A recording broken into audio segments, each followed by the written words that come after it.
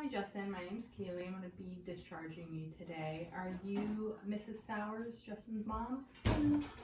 So I'm going to go ahead and discuss your discharge instructions. I've got your discharge papers here. We've highlighted everything important in here for you, as well as Justin's follow-up appointment with his endocrinologist. So I'll go ahead and hand these to you. Okay. So I'm going to focus a lot on what led you here for your hospital visit. I know you've had type 1 diabetes for quite a while now, but I just wanted to kind of refresh you on your disease process. So this is a chronic condition where an organ in your body called your pancreas, which is right about here on your left upper side, is not doing its job properly to remove sugar from your blood. So sugar is in almost everything you eat to some degree, and some foods have more and some have less. So your insulin pump that you wear works to release that insulin, which is the stuff needed to remove that sugar from your blood. Your pancreas isn't doing what it's supposed to remove that sugar, so the pump works similarly to your pancreas, trying to mimic how things would be happening naturally if your pancreas was properly doing its job. So now just because you do have this insulin pump, it doesn't mean that you can eat anything that you want, obviously. It's important to eat a balanced diet and reduce your intake of something that we call simple sugars. So simple sugars are going to be in things like cakes and cookies and sodas and ice cream, which I know are delicious, but we just have to be careful about our intake of those things. And there's also going to be in things like pastas and white breads, which are simple sugars that can make your blood spike, or your blood sugar spike. So what I mean by that when I say that is that the sugar in your body is going to go up really high, really quick, which makes it really hard for your pump to keep your blood sugar in balance. Whereas complex sugars, which is stuff like whole grains and wheat breads and brown rice and oatmeals, these type of grains are not going to make your blood sugar spike so high. So it's very important to pay attention to your food choices, because blood sugar, when it's very high, can cause damage to all the little tiny vessels that are in your body. When you look at sugar under a microscope, it's going to be sort of prickly looking, and a lot like those little prickly stickers that grow in the weedy areas outside. Yes. Those little prickly sugar molecules are going to get pushed through all those tiny little vessels, and it makes little tears, which damages all those vessels. So over time, this can create irreversible damage, which means they can't be fixed. So when you hear about adults who have problems seeing or feeling their feet, they have like a loss of sensation. This can be caused by that, and it can even make trouble for your kidneys, which help you urinate. So likewise, it's not only important for you to eat good foods, but you need to eat in general. And especially because you are so physically active with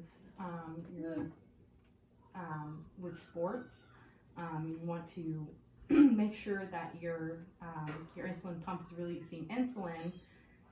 And unlike how your body would do it, it's a machine that follows an algorithm, and that's a little code inside that tells it what to do.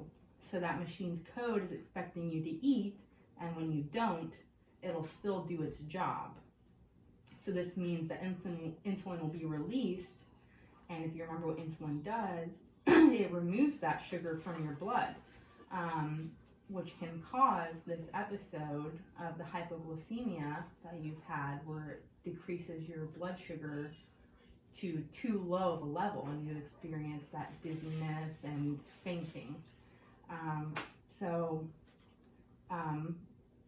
When you haven't eaten, your blood sugar can drop really low, You might feel the nausea, dizziness.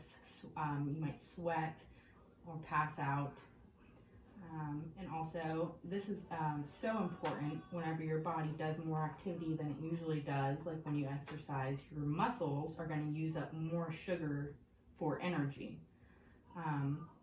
So if you don't eat before you do your exercises or before you do your basketball practice or your basketball games, your blood sugar can drop dangerously low. So like I mentioned earlier, too high of a blood sugar can cause long-lasting problems, but low blood sugar can as well. So passing out is obviously not a good thing, but things like seizure, I'm sure it's not. But things like seizures or even a coma can also happen from this. That's why it's so important to, manage this and stay on top of your blood sugar and eating regular snacks, especially before all your activities. No chocolate milk either. So, I know that you did tell the doctor that you didn't eat before exercising. No, I didn't. Because you were having fun with your friends and you didn't want to let your team down during the game. You're right. But unlike your friends, the consequences for you can be pretty scary. So your condition will not cause you to miss out on fun things, and it's important to remember that. You can still lead a normal life. This isn't going to prevent you from playing basketball and hanging out with your friends. But you also do have to do a little extra work making sure your body is being taken care of, It's hard being a teenager, I'm sure. It's difficult. And I doubt that it's extra hard being a teenager and I don't doubt that it's hard having to take on these few extra things like you have to. And I know you mentioned that you felt embarrassed. You felt embarrassed about being in the hospital and about passing out. But instead of feeling embarrassed by having to take care of your body, maybe you could ask your friends to help you remember to and educate them on your disease process and have some more support from your friends and your teammates and your coaches. And friends are meant to support us, and friends are people who we can rely and trust on. If these friends are truly friends of yours, I'm sure they'll want to make sure that you're safe and can be there for your games, and that you're all part of the team. And I'm so glad that I got the chance to be part of your hospital team. Teams are a wonderful thing to be a part of. And I just wanted to ask you if you had any more questions for me, as well as you, Mrs. Sowers. Did you have any more questions for me, Justin? No. Alrighty. You summed it up. Alrighty. Well, I wish you a speedy recovery.